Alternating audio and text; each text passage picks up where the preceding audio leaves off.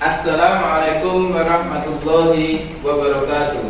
Waalaikumsalam warahmatullahi wabarakatuh.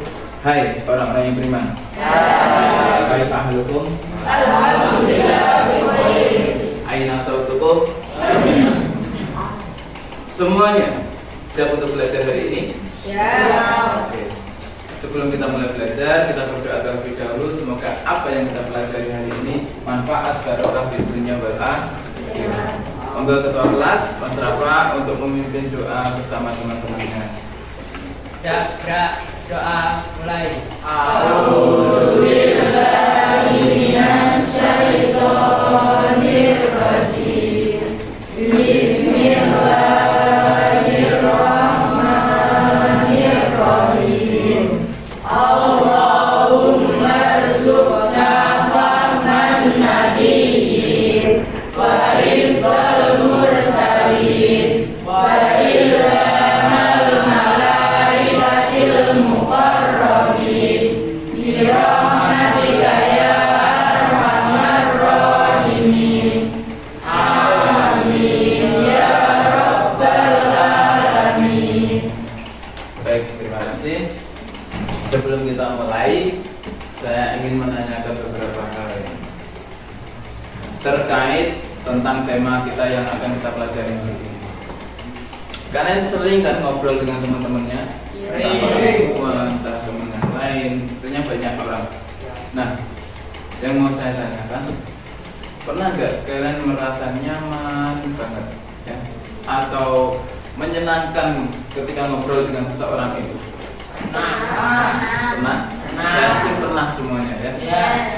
Nah, kira-kira yang membuat ketika kita ngobrol itu nyaman, merasa menyenangkan, itu apa? Oh, asik, orangnya asik, terus sefrekuensi, terus nyambung obrolannya. Apa ada yang lainnya? Ya. Apa tadi? Excited, ya. Oke, itu semuanya ya. Intinya gini. Jadi ketika kita ngobrol dengan seseorang, ketika kita bicara cakap-cakap dengan seseorang, itu kok bisa nyambung, bisa enak. Itu bisa ada beberapa yang menjadi faktor. Selain tadi apa? Excited, frekuensi. Karena apa? Di masyarakat itu ada yang namanya norma atau etika. Termasuk dalam komunikasi itu juga ada yang namanya etika. Etika komunikasi Islam. Ya. Jadi ketika kita ngobrol dengan teman, ngobrol dengan orang tua, kalau kita menggunakan etika yang baik dan benar, insya Allah ngobrolnya pun akan nyaman. Beda ketika kita tidak beretika, misalnya ketemu orang yang apa yang dia ucapkan itu selalu menyakiti hati, ya enggak? Ya. Ngobrol jilu enggak nyaman, ya enggak? Ya. Nah, beda dengan orang yang sefrekuensi dan ketika dia ngobrol apa yang dia ucapkan itu kata-katanya selalu enak didengar, ya. Apalagi selalu memuja kita, ya enggak? Mbak cantik, gimana kabarnya, ya enggak? Nyaman enggak? Asik biasa gitu. Beda dengan ketika sampai manggil temannya, hey, dengan sebutan orang tuanya. Baru seperti itu saya sudah apa? Ilfil, ya enggak? Nggak asik, ya. Wes merusak suasana. Makanya itu di sini etika itu penting sekali. Supaya apa? Ketika dimanapun tempat berada, baik dengan siapapun, itu kita bisa membuat suasana di antara kita itu nyaman. Kita ngobrol dengan orang lain nyaman. Akhirnya apa? Kita bisa welcome dengan orang lain pun bisa welcome dengan kita.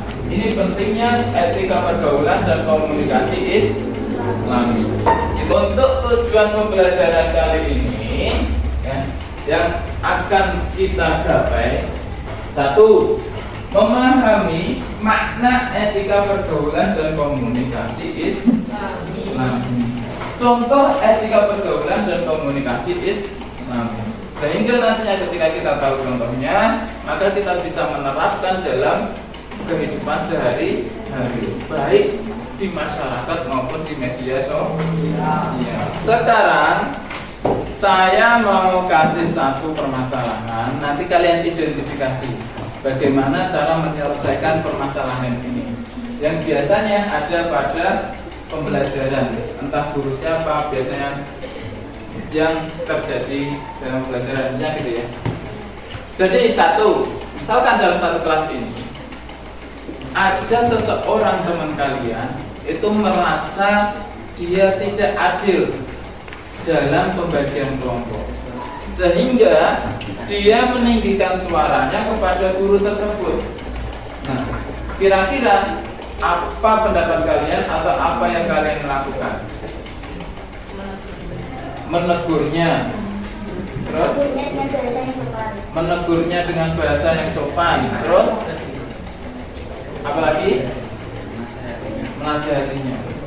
Itu langkah-langkah yang baik, ya. Langkah-langkah yang harus kita lakukan. Untuk berikutnya, ya, kita bagi kelompok. Kelompoknya seperti semalam. Ini sudah duduk seperti kelompok yang saya bagi semalam, Bang. Kelompok 1, kelompok 2, kelompok 3, kelompok 4, kelompok 5, 6, 7. Ya. Silahkan didiskusikan. Temanya yaitu tentang etika pergaulan dan komunikasi Islami. Yang perlu kalian cari permasalahannya itu satu, apa sih etika atau pergaulan Islami itu? Ya. Yang kedua, mengapa etika pergaulan dan komunikasi Islami itu penting kita terapkan di masyarakat? Yang ketiga, contoh atau cara beretika dalam pergaulan dan berkomunikasi Islami yang baik. Jadi silakan nanti dalam media sosial, dalam masyarakat, dengan orang tua, dengan anak-anak itu dicari contohnya dengan teman-temannya. Silakan berdiskusi, bisa cari dari buku paket ataupun dari internet, bisa dibuka HP-nya. Kemudian silakan juga cari dalil, mungkin dalil yang bisa yang lain dari yang ada di sini nanti. Kemudian tolong ini juga didiskusikan, cari atau pendapat atau solusi kalian terkait apabila ada teman sekelas itu sering berbicara kotor. Pasti ada kan? Ya kan? Oh enggak ada, keren sekali pasti. Ini LKPD, nanti dicari pemecahannya ya. Sebagai bahan diskusi. Sebagai bahan diskusi, silahkan dicari.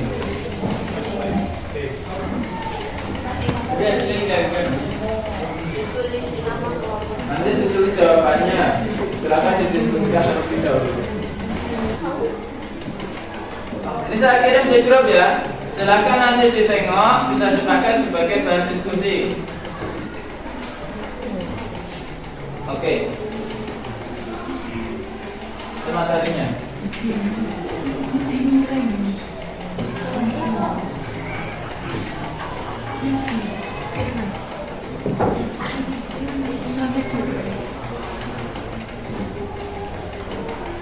Silakan didiskusikan.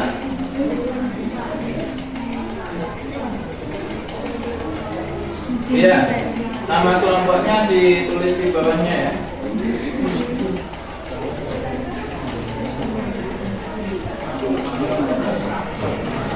Bentar.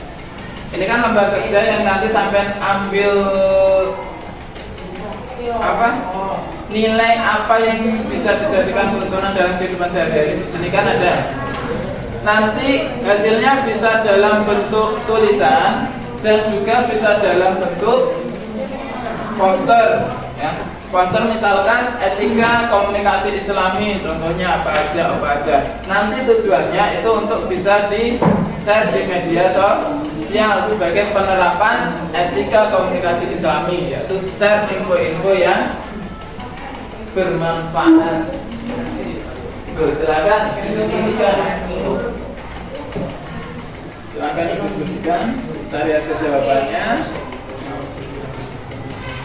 Jangan lupa nanti posternya juga dibuat.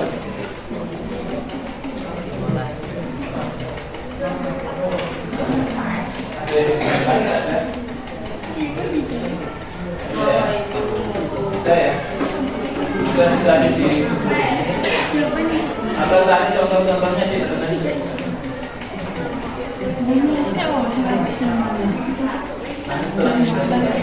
Jadi hasil nanti, hasil dari ini yang ini dipresentasikan.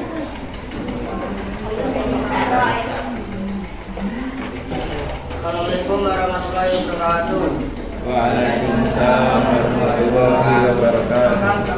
Kami dari nama juga akan presentasikan esensi kami tentang etika pergaulan dan komunikasi kami. Satu, etika pergaulan adalah norma atau aturan tidak tertulis yang mengatur perilaku dan sikap individu dalam berinteraksi dengan orang lain, baik secara langsung maupun tidak langsung, untuk menciptakan hubungan yang harmonis dan saling menghormati. Juga bergaul dengan lebih tua, yaitu mengucapkan salam, bertutur kata yang baik, menjaga sopan santun.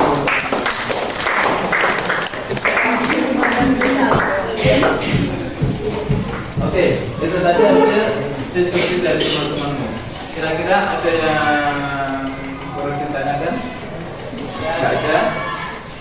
Untuk produknya, ini kan tadi presentasi. Kemudian hasil dari LKPD-nya mana?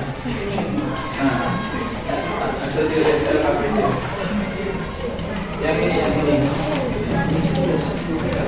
Oke, terima kasih. Nah, ini. Oke. Dari beberapa permasalahan atau dari cerita tentang Khulafa Ar-Rasyidin, kisah inspiratif Abu Nawas dan Raja Harun Ar-Rasyid. Nilai-nilai yang diambil di sini: 1. Tabayun, 2. Keadilan, 3. Bijaksana, kemudian hindari fitnah dan tanggung jawab. Kalau tabayun, pastikan kebenaran sebelum bertindak atau menyebarkan informasi. Bagus. Tadi kan ada diskusi terkait kasus-kasus. Nah, ketika ada kasus seperti ini gimana? Kalau ada orang tua melakukan kesalahan, jika orang tua atau mungkin guru melakukan kesalahan, sikap kita gimana? Kita kan ini lebih kecil. Gimana? Menegurnya dengan cara yang halus tanpa menyinggung perasaan. Menegur dengan cara yang halus Tanpa harus menyinggung perasaan. Sip, applause. Kita gimana? 1. Kita dalam posisi ini, ya, itu tidak lain tidak bukan itu adalah hasil jerih payah didikan orang tua kita. Kita bisa pandai, mungkin kita S1 nantinya. Jangan sampai kepandaian kita gunakan untuk menyakiti hati orang tua yang orang tua kita mungkin hanya lulusan SD. Karena kita bisa sampai dalam tahap ini itu tidak lain tidak bukan karena apa? Orang tua. Kalau ada pertanyaan gini gimana? Apa yang dimaksud dengan etika pergaulan? Jawabannya apa? Cara berkomunikasi dengan sopan dan santun, atau cara bersikap dan berperilaku dan bergaul sehari-hari, atau cara memperoleh keuntungan dari orang lain, atau cara mendominasi dalam satu kelompok. Yang benar mana? Yang A. 1, 2, 3, 4, 5. Oke, selamat. Yang A jawabannya keliru. Jawaban yang benar adalah yang B ya. Etika pergaulan, cara bersikap dan berperilaku dalam pergaulan. Jadi kesimpulan dalam materi ini: 1.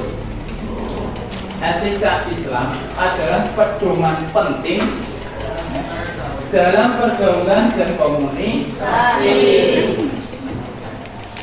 Rasulullah pertama kali turun ditugaskan adalah untuk menegakkan ketauhidan.